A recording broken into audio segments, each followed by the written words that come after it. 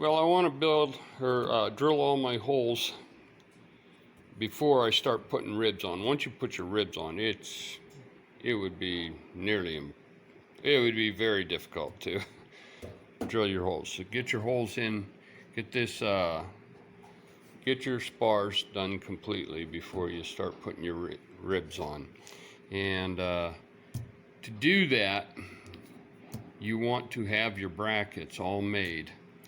Now I could take this to work, or I could go to work and make these at precision in a heartbeat, but everything I'm doing here is to show how you could do this if you had rather limited resources. Now, I do have this 6160 T6 aluminum pipe, which of course I've already cut one bracket out. It's 1/8 inch wall, so it's exactly what I need. I'll show how to cut it out. And the main reason that you need to have the brackets before you drill the holes is to drill the holes in the brackets and get them to match up perfectly to what you've already drilled here. That's somewhat difficult to do. So we'll make the brackets and we'll stack the brackets up and clamp them together and get the holes all exactly the same in the brackets. And then we'll just take one of the brackets and lay it on top of here and then go straight down through each place. But of course you're doing it based off this target point off of the material, which is 1 inch down. So you're using this hole, you'll set that hole 1 inch down, 96.5 inches back from the root, and then just at that point just run this back, the buildup material in the center of it, clamp it there, and then drill down through the holes you have existing here. And these probably could be just drilled by hand, no big deal, but I'm going to set my bench drill press up here and set risers at either end to hold it up even, and go ahead and drill down through these with it.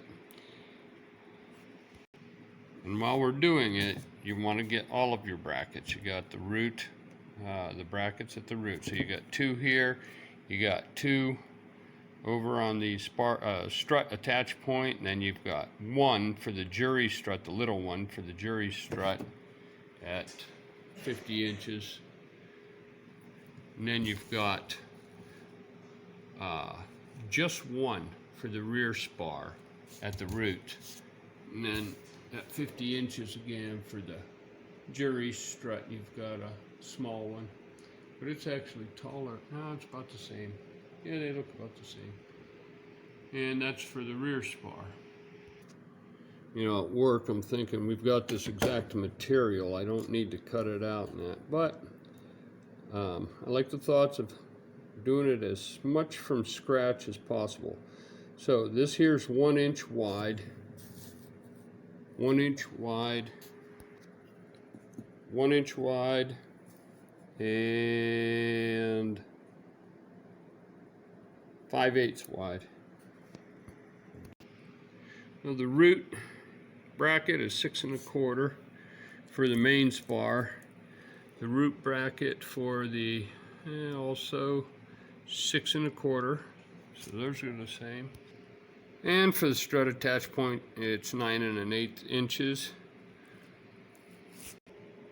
And both of the jury strut attach brackets are 3 inches.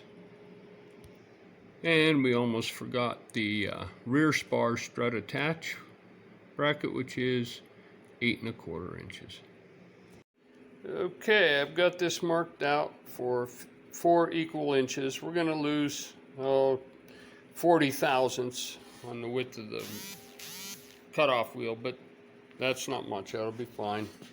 And got it marked out. Now, if you have a bandsaw that has a steel cutting blade, it's still going to be difficult to cut this. You're going to have to put so light a pressure on, and you're still going to end up ripping out some of the teeth on your bandsaw blade. So it's really hard to do on that. If you're using a cutoff wheel, it loads up in the wheel so quickly. Get a piece of wax. Now, if you hear my wife screaming in the background, it's because she found out that I dug this wax out of the top of her candle, one of her big candles. But anyways, have a bit of wax, and you keep on, while the blade's spinning, you just keep on putting a little bit of wax on it, and then you can cut for a little bit. Every single little cut, every several inches of cut, you're going to have to do that, and you'll feel it. It'll stop cutting, and then it's just trying to melt the stuff away instead of cut it away, and it's loaded up in the wheel. As soon as you put some of that on, and it'll start cutting again. And of course, I've got all of the safety guards in place: eye protection, breath protection, a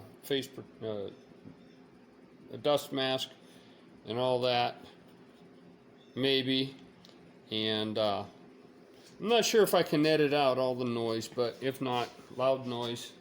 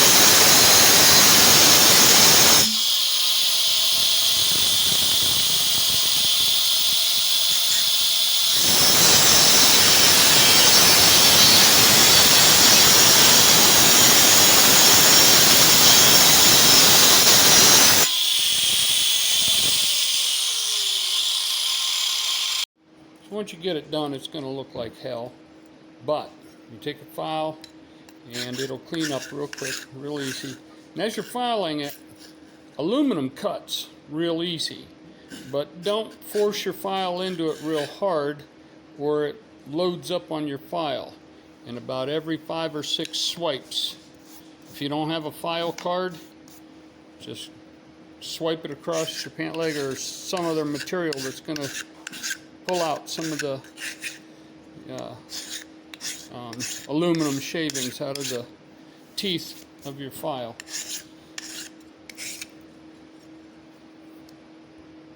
Yeah, you get the edge filed and it looks a lot better. Then you just take a quarter or something similar size and just to give you a guide for cutting the radius. And once again, using any kind of sanding material or cutting material with aluminum, it's going to load up. You can see the aluminum build up. But this here's a belt that I'm going to be taking off soon anyways. But loud noise.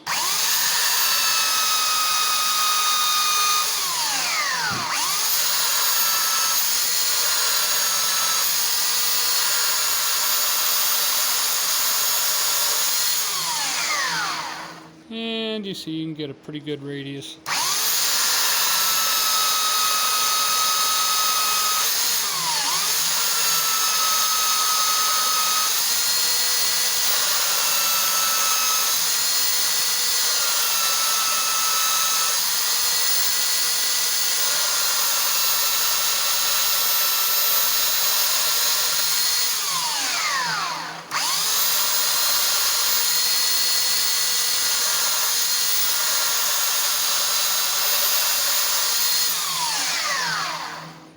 Close enough.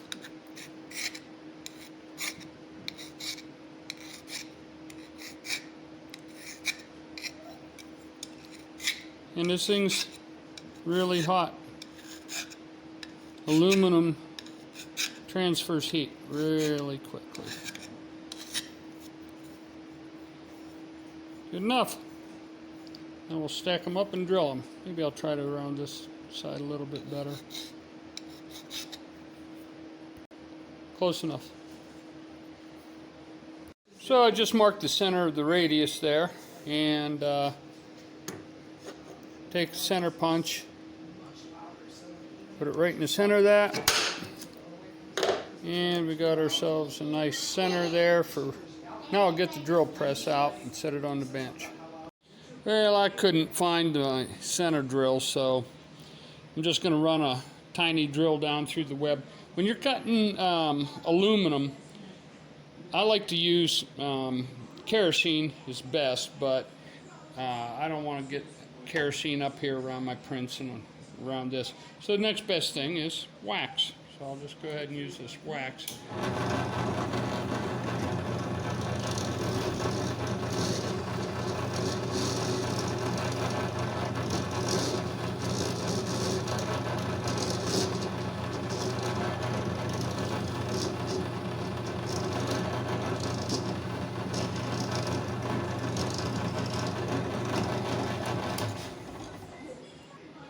Now, I don't have a ream, but what I'm going to try to do here is called drill reaming.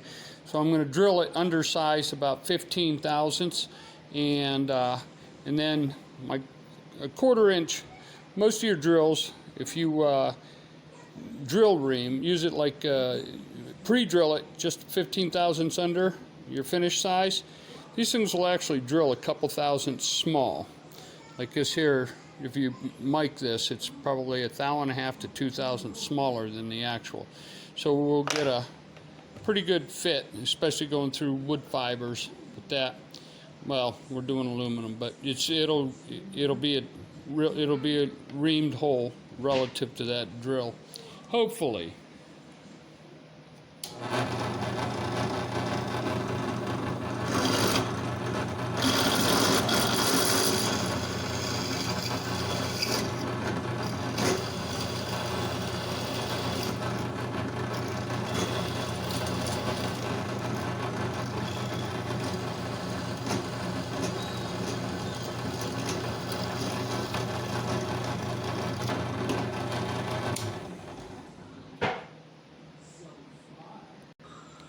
Now the on-side drill, but typically you want to slow this down as slow as you can, and I have it set up for cutting wood, so let me switch the speed. And that's as slow as it'll go.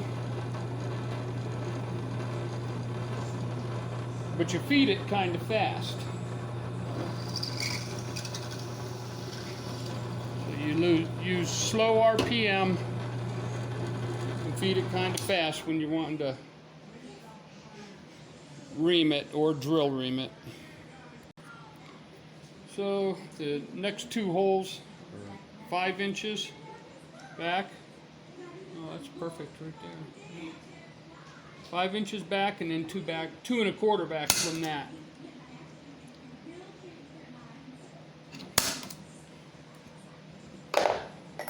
And the bolt fits in there almost perfect. I might have wanted it just slightly snugger. But that's pretty good. Maybe 1/1000ths play in it. An interesting note is that on all of the restorations that I've either inspected or did partial restorations or restored, they were all from the early 80s, so they're very old, and none of them had the bushings in the strut attach points or at the root attach point. None of them had bushings. Some had N3 bolts or the 1032s, and some which are 194 thousandths diameter, and some of them had 1/4 inch, but none of them had any play in the holes. They all were still fairly snug, and you actually had to twist that screw to get out. Kind of surprising, but none of them were done with heavy wood like what I'm using with a commercial white ash. Just thought it was interesting that over 36 years and there was no play and they didn't have any bushings.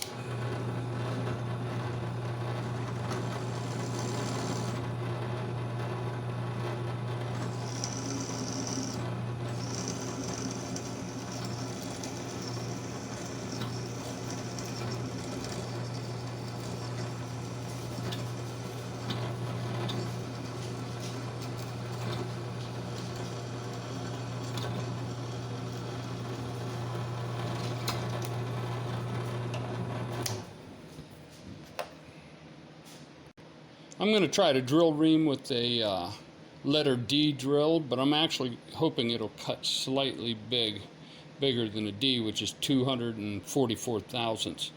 Because at 244, if it cuts right on size, then it's the bolt won't go in. We'll give her a shot here, see what happens.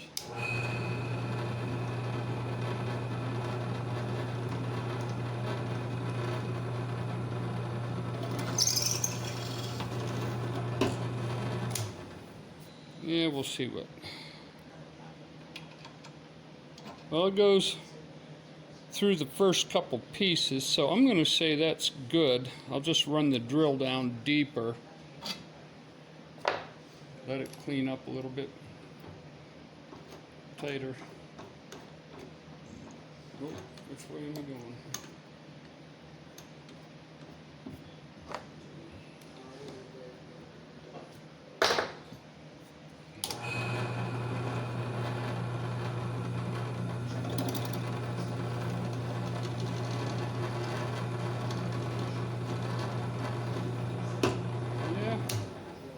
Guess that's about all we're going to get. I'm going to call that good enough, though.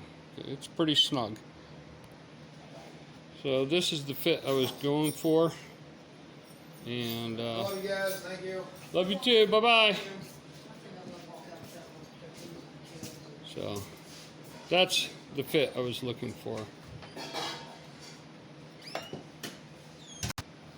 Now I'll show you how I make sure I get that hole right on. Since I don't have a spot drill, I just did a center punch right where I wanted it.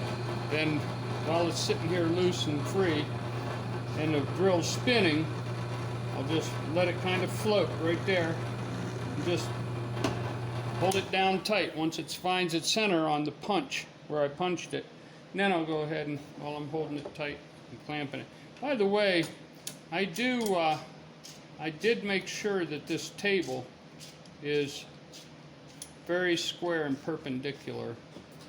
I brought my indicator home from work, stuck it in the spindle and spun it around and indicated this table and adjusted the head and the table so that it's all square to one another. So when I go through something that's long, as long as I'm not pulling down hard and trying to force it through, it's going to go pretty straight. But this here's a pretty old machine. If I push down very hard, it will caulk up a little bit. But anyways, that's how you line her up. I think I'll change that drill and drill ream this one too.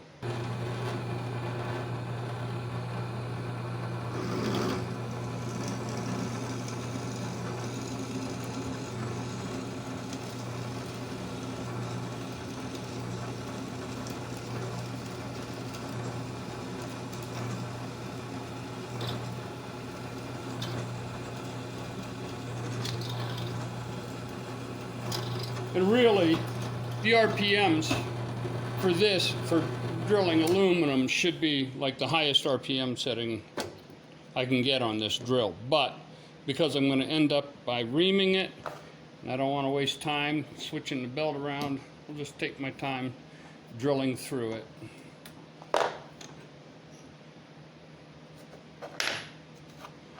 That surface feet for aluminum, drilling aluminum, you can be up pretty high. I usually program,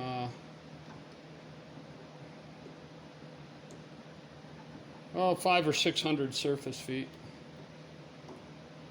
But then I run a real big machine, so I usually can't get that anyways unless it's a big drill. Okay, here's the drill ream. So this one we want to punch through kind of fast. Just like you would a ream.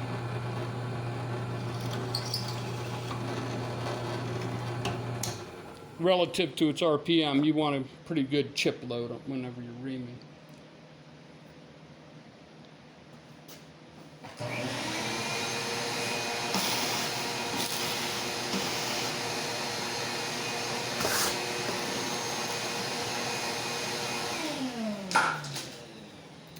And there you have it.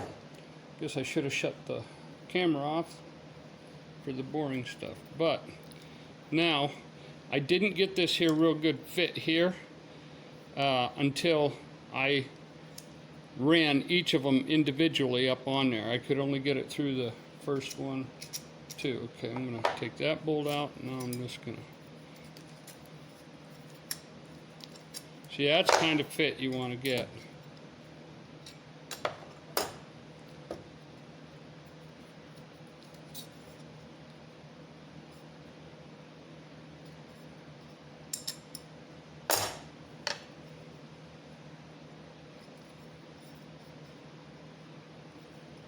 Really? Come on. You know you're lazy whenever you do something like that.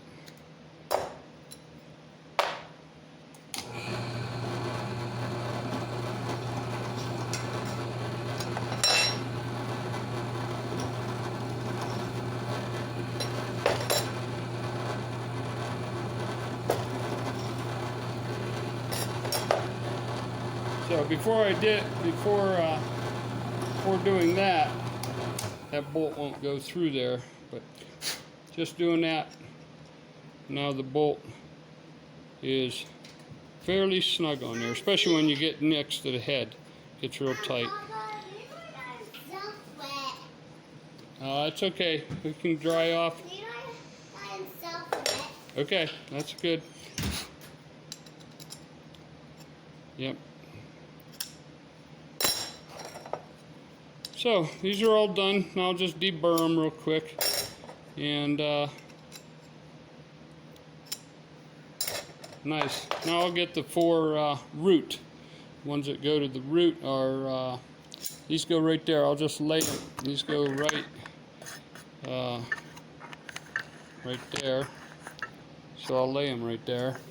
Now I'll go ahead and get the ones that go to the root. Actually, I'm gonna make the rest of them at work. It's just easier. I showed you how you can do it if all you have is a body grinder and just put a cutoff wheel on it and do it that way. We'll just keep going with this, what I started here, and I'll take my take my work to work with me. Take my homework to work with me. So I've got my square lined up. Here's the 1-inch mark, and then I've actually got a prick right there. That is the 96.5-inch mark with the 1-inch off the bottom of the spar mark right there. So we're just gonna. Okay, so I just put my center punch in the center punch little dimple there. This here is our datum point. 96.5 inches back, 1 inch off the bottom of the spar, and then just kind of keep this centered in that hole and line this right down the buildup that you have here. And that there, let me look. That's about as close as you're gonna get it. Now I'm just gonna mark these holes because I'm not going to want to drill down through this aluminum because I don't want to open this aluminum up. I've got a nice tight fit for the screws, for the bolts, and I don't want to make that any looser. Now I'm not going to just drill these holes and trust that they're going to be on size. First, I'm going to run it through a board and see how snug it is on the bolt. Love you too. Good night. Love you, Good night. Okay, Papa. Papa. Just a minute. I love you tonight. I love you too. Good night. Good night. Good night. I miss you too. Good night. So, all right, just as I thought. That's gonna be too loose. I don't like that. That's a 1/4 inch brad bit, and I thought it might cut on size. We're pretty close. Let's go ahead and try to drill ream the wood. It's probably going to be too small. I'm almost certain that drill reaming with the D drill, which is 245 thousandths, 244 and a half. Anyways, it's I'm almost certain that's just going to squeak in that hole and not cut much. So I'm going to try to go straight through with the D drill and see what it does.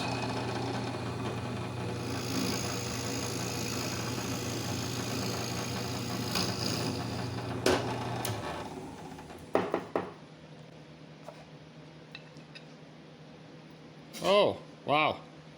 Yeah. I think that's what we want. Yep.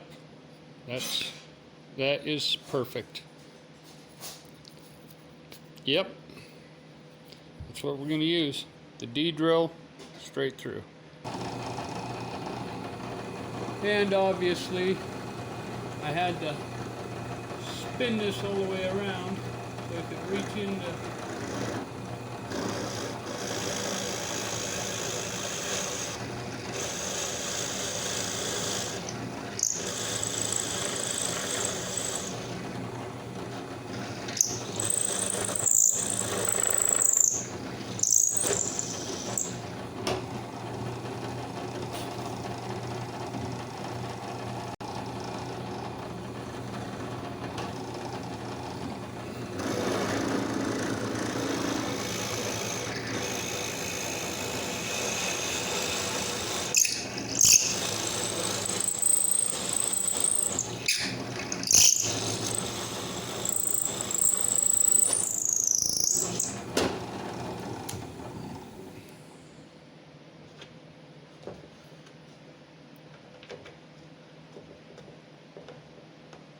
perfect. And now that the holes are drilled, I guess we might as well go ahead and whack off this here excess right here.